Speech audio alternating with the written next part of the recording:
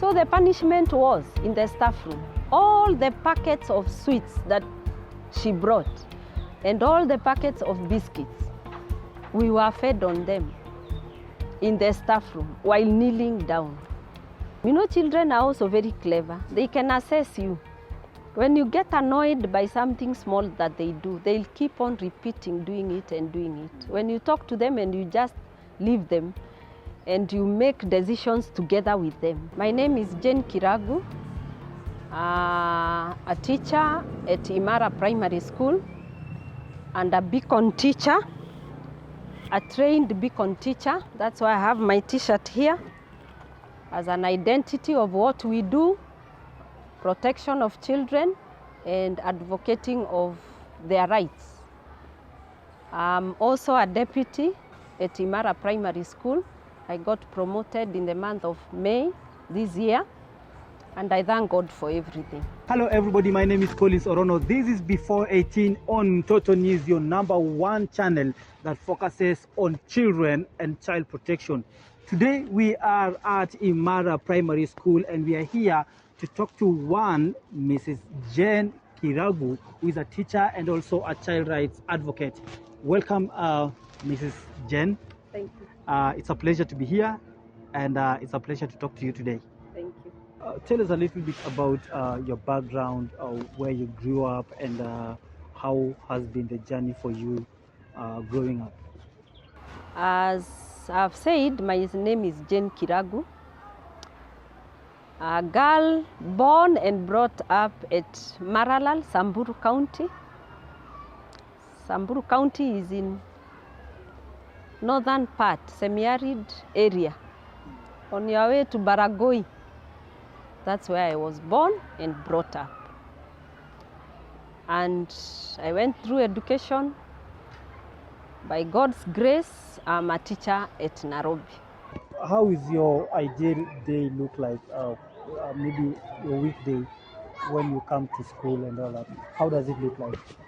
So when I come in the morning, I go to the parking, come out of the car, open my office, pray, then read through the files in case there is anything to be updated.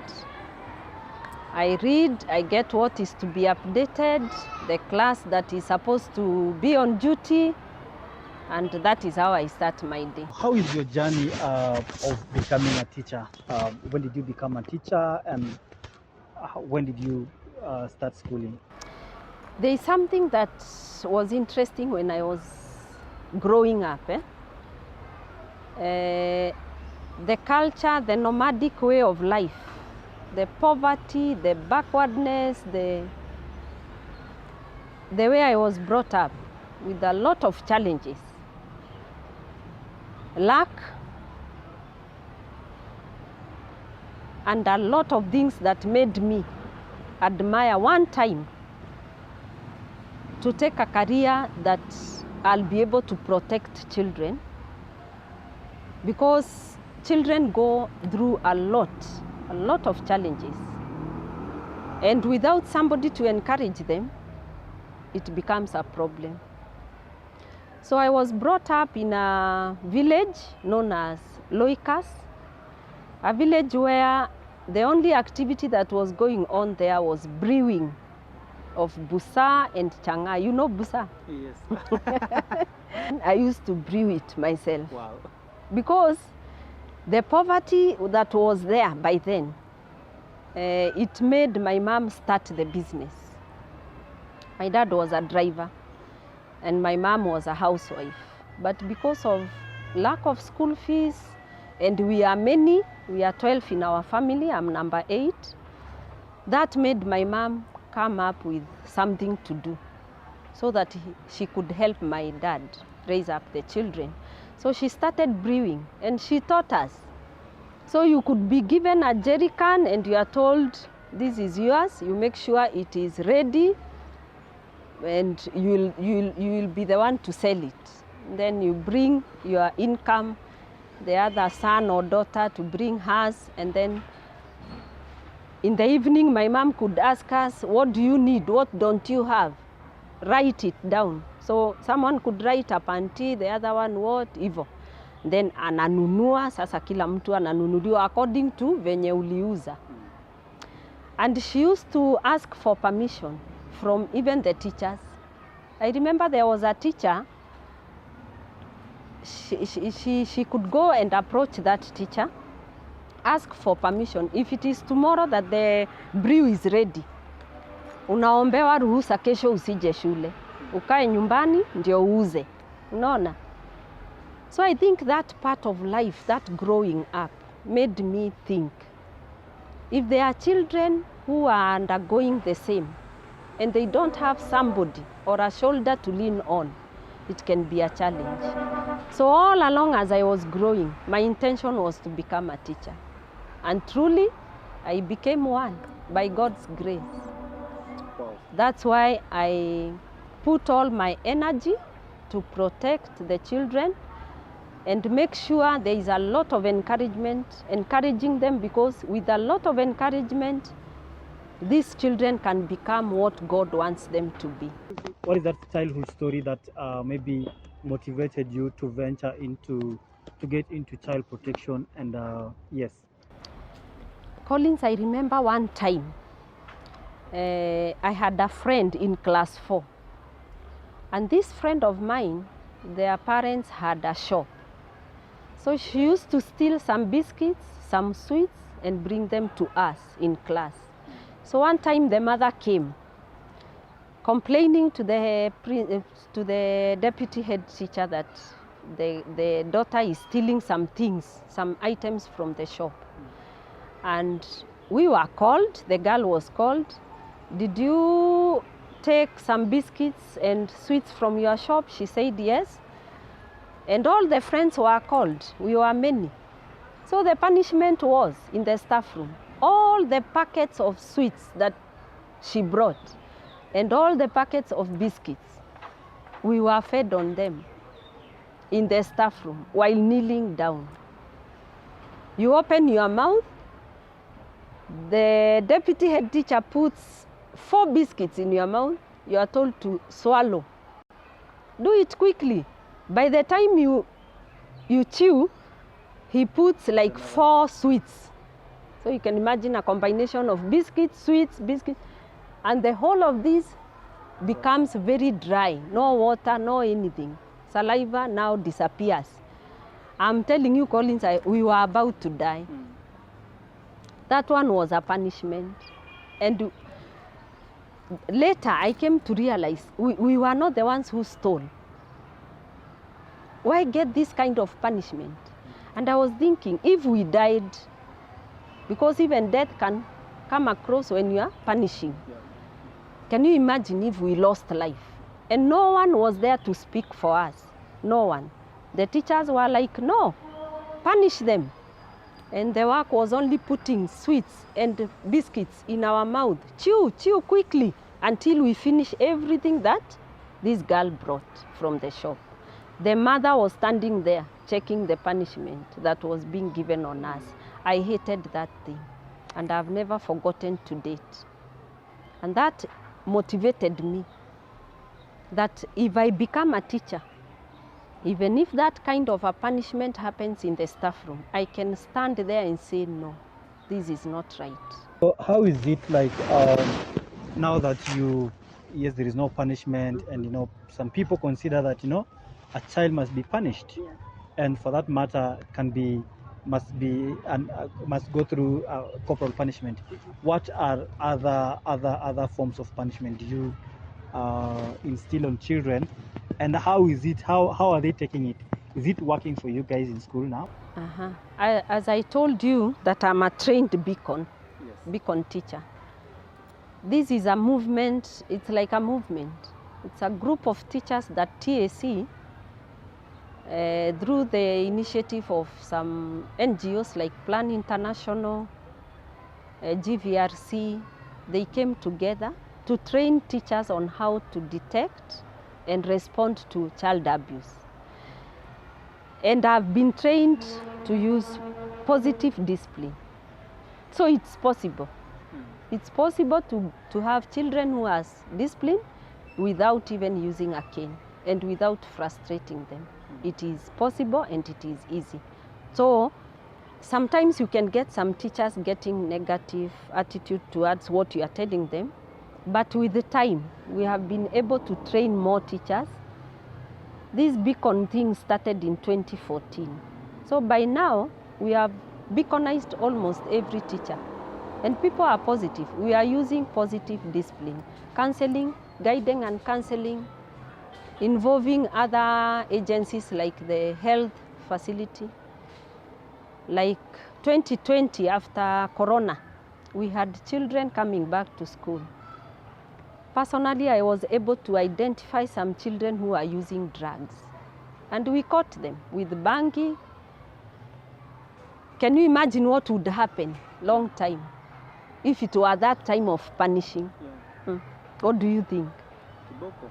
Kiboko, si ndio? Kwa nini umebeba drugs? Yeah. Can you imagine we found them with even the matchstick and the drugs, and they used to come with it very early in the morning. They share the rolls, they take them, they smoke, and then they start their classes. And I was able to talk to the 8 boys and 2 girls. I have their photos. I involved a counselor at Mama Lucy Hospital. So she used to come twice in a week, talk to them, and by the time they were finishing KCPE, they passed. They are now in high school. They told me, teacher, we will not smoke again. Every evening, twice in a week, every Wednesday and Friday, Anne from Mama Lucy, a counselor, she used to come, talk to them, and by the time they were finishing class 8, they were reformed. Then that is the joy that we have. That when you use positive discipline, it's not a must to use a kiboko every time.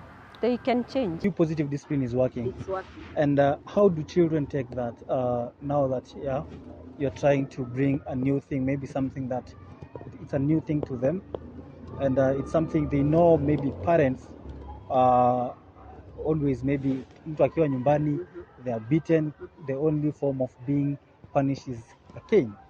And maybe now they come to school, wanapata atuchapwi. How do they take it? By the way, it's true, some of them take advantage of that and they can just do mistakes with an intention of, let's see what they will do. Let's see what the teachers will do. Yeah, they take advantage. And after some time, you know, children are also very clever. They can assess you. When you get annoyed by something small that they do, they'll keep on repeating, doing it and doing it. When you talk to them and you just leave them, and you make decisions together with them. You make rules together with them. You ask them what they want. Then you just eliminate what you think that you need to guide them. So when you incorporate them, even in the rules, they will do what you want them to do. So they take it positively, although there are those who will take it, maybe sometimes they want to try and challenge you, whether it is true you have stopped beating or not. But I used to be very bad. In fact, when I started teaching, let me take you back. Yes. You see that kind of life of being beaten in school, and that was the belief that you are being disciplined. Yeah. It made me, when I become a teacher, I'll protect them, but I will punish the wrongdoers. And I wanted to revenge. Collins, I was bad. I used to beat them. I used to use the kiboko. So where did I was change? bad. Things changed when I started training. Yes, as a beacon teacher. And I saw it work. The mini-scores at school have improved. Progressively from 2018, the mini-score was 248. 2019, 249, 2020, 252, and recently the mini-score was 257, 2020, 257. So can you see that is a progress? And we are not using a cane, so it's possible. Wow. It's possible to use positive discipline. It just involves some agencies like the counseling department and just getting some role models. We have been using the role models, those who finished class 8 and they are in high school, others in university, taking good degrees. We call them, they talk to them, and they get to change. What is that one case of child protection or maybe a child violence case that you can remember? Child abuse here varies from physical abuse, negligence by the parents. Sexual abuse is not much in this area. But there is one case, 2016, a girl who got defiled.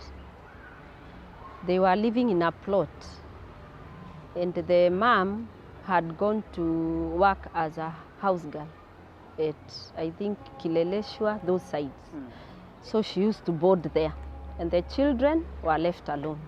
So a class 8 girl, a class 6, and a class 4. So one morning, as the class 8 girl was going to the bathroom, very early in the morning at 6, she was defiled by a neighbor.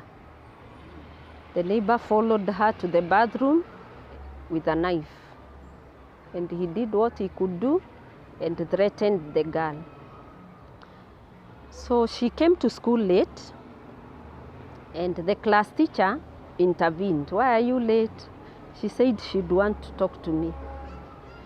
So I was called, I went to talk to her, and she gave me the story. So I rushed, I called one teacher, we went to Mama Lucy. She was treated. But now coming back home, the police officers plus Mama Lucy, we reported to the police. They said that this girl should not stay at the same plot. She should be given somewhere to stay until the mother would be called. Where else could this girl go? What do you think, Collins? And I was there as a child protector. I took the girl. So my daughters could ask, "Mom, why are we living with this girl? Now you are trying also to protect the girl. It shouldn't be known even by your own children." Yeah. So I told them, this girl is from our school. They know I love children and I protect them. So once I tell them she'll be living with us for the time being, they took it positively. I think we also need psychosocial support, counseling, so that when you come across a situation that is also giving you stress, you are able to handle that stress. Yes. So I lived with this girl. The perpetrator was looked for and found, put in, and from 2016, the case has never been concluded. Akaachiliwa na bond na akapotea tena. Mpaka saa hii anatafutagwa bado. So when this happens to children, when the abuses happen and all that, what have you come to learn? Like maybe how do they reason moving forward? Like from when the abuse happens and alafu huwa wanaogopa ama is there a way that they change their behavior? Wanaogopa sana, lakini I've come to realize that with a lot of creating awareness to both the parents and the children, the issue of child abuse will one day come to an end with a lot of creating awareness. Yeah. And that is why when we are talking to the children, we even sing. There is a song we sing with them as Beacon teacher. We call it anthem, Beacon anthem. Teaching them the names of the private parts, telling them no one should touch them, no one should see them. I came to realize these children, they don't know most of the things, even the parents. Parents also don't know the child rights, what the children rights are. So mine, at the moment, I just want to deal with creating awareness. So if these children are aware of what is going on, So the work of the beacon teachers, I would deal with creating awareness first, so that in case even that child is touched by anyone, that child is able to communicate. And also the parents. Some of these parents don't even know that there are situations where you expose your child to the perpetrator. So they are very innocent. You see the locality, the way it is. You can have one parent living in the same room with the children. Sometimes people say in Kayole there are some rooms that are called self-confused instead of self-contained. Yes. So in those self-confused rooms, parent living with the husband, the children, and everything is there. What do you think these children are learning? They can learn a lot and they would want to practice. Yeah. So sometimes we always have some sessions for the parents only. We talk to the parents. When you are in that room, what do you do? When you have grown-up children, is it good to live with them in the same house? Some will tell you challenges ya biashara, sina nini. You tell them on what to do, start some work to do, table banking, nini nini, so that they are able to also provide for their family. So creating awareness, Collins, is the issue. There are many parents who are innocent. They don't know the child rights. They don't know what Constitution says about the child abuse and what steps can be taken. They are very innocent. They can come and tell you, teacher, nichapie huyu. Unaambia siwezi chapa kwa sababu siku hizi hakuna kuchapa. Unaona huyo mzazi hajui. So unamuelekeza, unamwambia vile saa hii Constitution inasema hivi, na yeye akijua sasa ata practice, ako na ujuzi sasa wa kusave mtoto. So child protection and safety for the child is only about creating awareness to both children and the parents. In our school, those who can't share their stories, we have a speak out box. I'll show you where it is. There is a speak out box. There are children who cannot say, so they can write. They drop it there. I open that speak out box once per week and read what is there. So we are trying to intervene every time. So how has it been? It has been okay. Using the speak out Yes, box. speak out box. Yes. So it works well? Yeah, it works well. The goal? It works very well. There are children who cannot speak. They cannot tell you. They cannot face you. Even if they trust you, they cannot share their story. But when they write, it is easier for them. We have been able to help many through that. What has been like, is it satisfying for you? Very. Very. I'll give you an example of what happened last week. I was in a matatu from town with my daughter who is in university. So we were in a matatu and ingia Kayole. So somebody comes, teacher ulinifunza na ulinitoa mbali na ni conductor. Wow. Ulinitoa mbali. Kama si wewe teacher ingia kwa hii gari. So we got in with my daughter. He started collecting money from the passengers. I opened my bag to give him the money. He said no. Teacher nitawalipia. Teacher unajua ulinitoa mbali. So this is a conductor, but he can remember what you did for him. And my daughter told me, isipokuwa tu mshahara ya walimu ni kidogo, hii kazi yenu ni fulfilling. Wow. Wow. So I feel fulfilled and at peace when I touch their lives. And very many people ask me, umesoma mpaka hiyo kiwango na unataka tu kubaki darasa? I tell them I wouldn't want to change. I find a lot of satisfaction when I change the lives of children. In case I go to an office, Collins, I deal with the files. Whom do I talk to? And the way I'm used to these children. So why children? Maybe you might get opportunities at the higher level, maybe TSC, where you influence policy making now on child protection. Isn't that better? Do you know there are some policies that you'll go and make policies, but they remain in papers throughout without being implemented, isn't it? I would feel very bad. I go, sit, make policies that won't work. So I'd better work with those policies that I would create, let them be worked on the ground. Since I'm on the ground, I would be able to implement those policies, even without writing them at the TAC level. I'd be able to implement them on these children. And I'll make a change. And once they are molded when they are very young, at primary level, when they go to high school, they will be responsible people through molding here. That's why I'm comfortable, because I know the kind of work that I do here. Yes. And how is it like dealing with children? It's not easy. Let me tell you, it's not easy.